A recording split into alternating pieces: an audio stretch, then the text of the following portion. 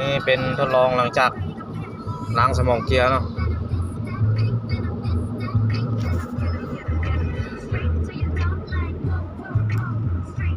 จากกลับกล้องแล้วเกียร์ดูตอนนั้นถ่ายเกียร์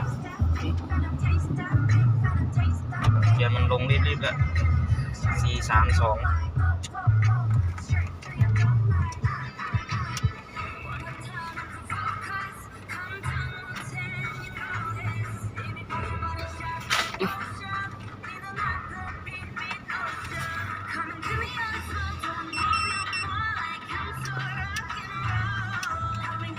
เวลาเกียร์มันเลื่อนมันต้องไม่กระตุก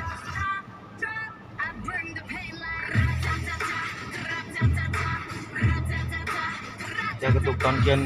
2ออกตัวนี่แหละ3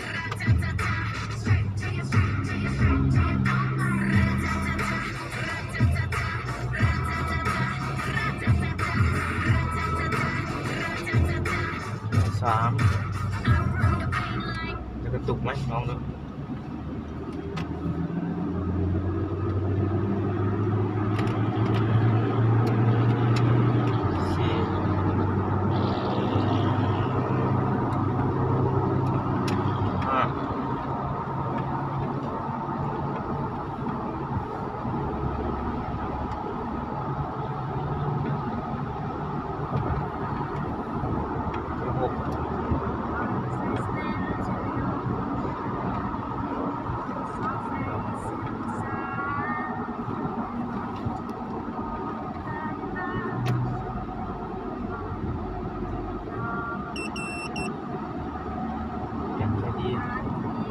แค่ดีดู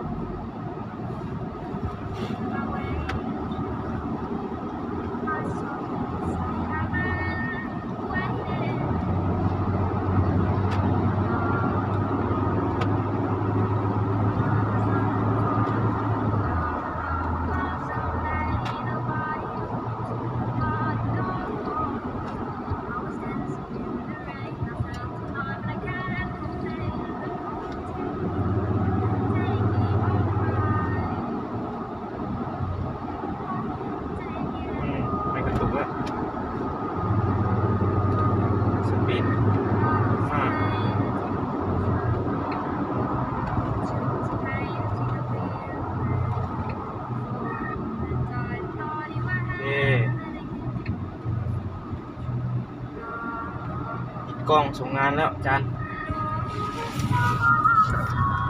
เจ้าตะวันได้ทำการเปลี่ยนกล้องเกียร์แล้วนะครับหลังสมองเกียร์ครับอันนี้เกียร์ทำงานสมองเกียร์เปิดทาง